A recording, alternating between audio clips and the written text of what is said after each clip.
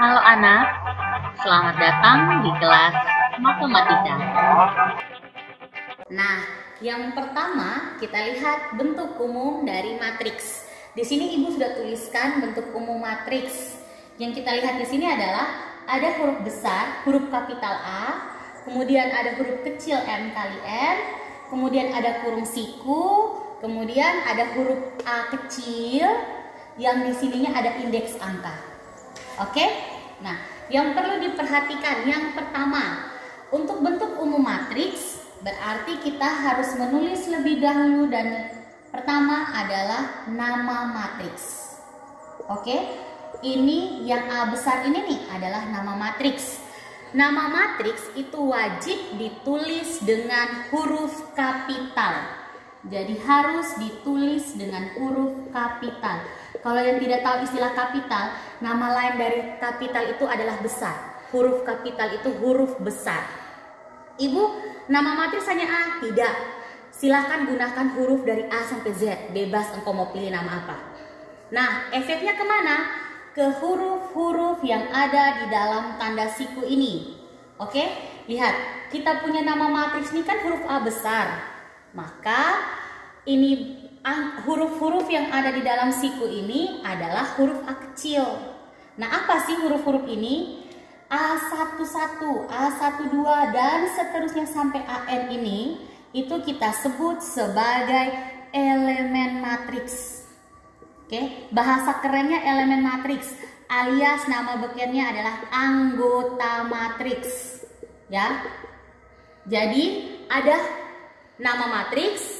Di dalam nama matriks dikumpulkan dalam dua kurung siku itu adalah anggota matriks. Nah, terus fungsi indeks ini apa? Perhatikan indeks di sini kan ada dua angka toh, angka 11, angka 12. Di sini 1N. Ini angka 21, 22, di sini 2N. Tanda titik-titik ini nih maksudnya dan seterusnya ya. Kemudian di sini A M1, di sini M2, ini AM. Maksudnya adalah perhatikan angka yang pertama. Oke, angka yang pertama. Ini mau menyatakan letak matriks, anggota matriks di kolom keberapa. Ini kan 1, oke Ibu, ya benar. Oh, minta maaf. Angka pertama ini menyatakan baris. Ya, jadi perhatikan angka pertama menyatakan baris. Lihat A11, A12 sampai A1N sama-sama 1 toh. Nah, ini dia mau bilang A11, A12 sampai A1N adalah anggota matriks di baris pertama atau baris ke-1. Ya. Terus Ibu berarti kalau 21, 22 2N itu ada 222. Itu tidak lain dan tidak bukan adalah anggota matriks di baris kedua. Oke, mulai bisa paham? Dan seterusnya, artinya ketika sampai di sini M1, M2, Mn itu berarti ada anggota matriks sampai di baris ke M. Kenapa kita misalkan dengan variabel? Karena M itu bisa menyatakan baris keberapa saja, tergantung soal kita, tergantung maunya soal yang kita lihat ya. Jadi matriks itu bisa ada berapa saja barisnya. Next, yang kita lihat berikutnya adalah angka yang kedua di sebelah kanannya. 11, di sini 21, di sini M1. Sama toh, arahnya ke bawah kan? Nah, kalau yang mendatar kita sebut baris, berarti yang menurun ke bawah kita sebut kolom. Jadi artinya ini kolom pertama atau kolom ke-1. Kalau ini sudah kolom ke-1, jelas di sebelah kanannya berarti kolom ke-2. Sorry.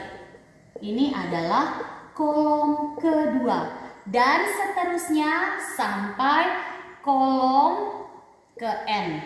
Ibu kenapa kolom ke N? Sama seperti tadi baris ke N. Karena kolomnya bisa berapa saja banyaknya tergantung dari soal yang kita ketemu. Oke? Lihat, perhatikan kembali. Bentuk umum dari matriks. Nama matriks ditulis dengan huruf kapital. Kemudian ada elemen matriks atau anggota matriks. Nah, anggota matriks ini ditulis dalam bentuk baris dan kolom. Nah, untuk kita yang supaya kita mau tahu matriks ini ada berapa baris, ada berapa kolom, maka di sini adik. Nah, di sebelah kanan nama matriks selalu ditulis M kali N. Kita lihat dari analogi di sebelah. Kalau kita lihat di situ, dengan kata lain M itu apa? Baris. N itu apa? Kolom. Nah, yang M kali N ini itu yang kita sebut sebagai ordo. Oke? Jadi, kalau Ibu ringkas ya, diketahui itu matriks, ini nama matriks. Kemudian di sini ada ordo matriks. Di sini Ibu tulis apa ya? Baris kali kolom. Kemudian ini ada matriks yang isinya A11 sampai A1N. Di sini dari AM1 sampai AMN. Maka baris kali kolom ini bisa Ibu tulis sebagai M kali N, di mana M kali N ini kita sebut sebagai ordo. Oke, ini adalah bentuk umum. Ibu kami bingung dengan dia punya cara ini. Baca ini barang huruf-huruf banyak. Oke, Ibu beri contoh. Ibu beri contoh ya. Nah, coba perhatikan contoh berikut. Misalkan Ibu menuliskan matriks A di sini 3 kali 4. Isinya tidak mungkin lagi A dan huruf yang lain-lain, tetapi bisa Ibu tulis sudah diganti dengan angka 3, 4, 5, 6. Oke? 1, 2, min 1, 7. Min 5, 3, 7, 0. Nah, kita tahu matriks ini adalah 3 kali 4 dari mana? Ini dia anak. 3 ini menyatakan baris, 4 ini menyatakan kolom. Kalau tidak percaya kita cek dengan barisan kita. Ada berapa baris, ada berapa kolom. Ini toh barisnya ada ini. Baris ke-1. Ini baris kedua. Ini baris ketiga. Oke, barisnya pas ya, sesuai 3. Nah, coba kita cek dia punya kolom. Ini kolom ke-1. Ini berarti kolom kedua. Ini berarti kolom ketiga. Yang ini berarti kolom keempat. Kita cek apakah kolomnya 4 sama? Oke. Jadi ini yang kita mau bilang bahwa matriks A yang ordonya 3 kali 4 isinya adalah itu yang di sana. Yang ini tadi disebut ordo. Oke? Oke, kita lihat contoh soal berikut ya. Kita latihan menentukan ordo dari suatu matriks. Nah, tadi kan kita sudah tahu bahwa ordo itu merupakan baris kali kolom. Artinya jumlah baris dalam suatu matriks dikali dengan jumlah kolom dari matriks tersebut. Nah, tidak perlu kita kali hasilnya berapa, tidak perlu. Yang kita tuliskan cukup baris kali kolom. Kita lihat dari soal nomor 1. Matriks A itu isi elemennya 1, 2, 3, min 2, 1, 0. Yang kita cek adalah, perhatikan ada berapa jumlah baris di matriks A ini. Nah, ini kalau kita lihat, ini adalah baris pertama. Maka yang ini adalah baris kedua. Sudah selesai ya? Nah, setelah kita tahu ada berapa banyak baris, kita cek ada berapa banyak kolomnya. Nah, ini jadi kolom 1, ini jadi kolom kedua, ini jadi kolom ketiga. Nah, dengan kata lain, ordo untuk matriks A ini adalah 2 kali 3. Kenapa 2? Karena 2 ini adalah 2 banyaknya baris untuk matriks A adalah 2 baris, banyaknya kolom untuk matriks A adalah 3 kolom. Oke, next kita lihat yang matriks B. Matriks B itu isinya min 3, 7, 4, min 2, 8, 9, 1, 0, min 1. Ibu tidak lagi pakai uraian di atas ya. Kita lihat ada berapa banyak baris dari matriks B ini. Kita bisa hitung dari atas ke bawah. 1, 2, 3 berarti 3. Ingat selalu ordo itu baris kali kolom. Berarti barisnya 3, kolomnya kita cek 1, 2, 3. Berarti kolomnya 3. Selesai pekerjaan kita ya. Jadi ordo untuk matriks B adalah 3 kali 3. Ibu kita hitungkan dia punya hasil. Tidak perlu anak, tidak perlu. Jadi yang kita tulis adalah baris kali kolom. Oke, next kita perhatikan untuk soal nomor 3, matriks C. Di sini elemennya hanya 3, 4, 5. Maka kita cek ada berapa jumlah baris untuk matriks C? 1. Ada berapa jumlah kolom untuk matriks C? 3, 1, 2, 3. Maka ordo untuk matriks C adalah 1 kali 3. Ya, kita lihat berikutnya.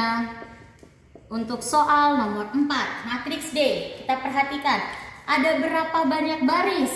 1, 2, 3. Jadi kalau baris tuh, kau hitung yang dari atas ke bawah ya. 1, 2, 3, berarti barisnya ada 3. Kolomnya ada berapa? Kolom itu yang kita hitung ke kanan. Berarti ini hanya ada 1. Maka di sini kita tulis 1. Jadi ordo untuk matriks D adalah 3 kali 1. Ya. Kita coba lagi latihan, semakin banyak kita latihan maka kita akan semakin bisa.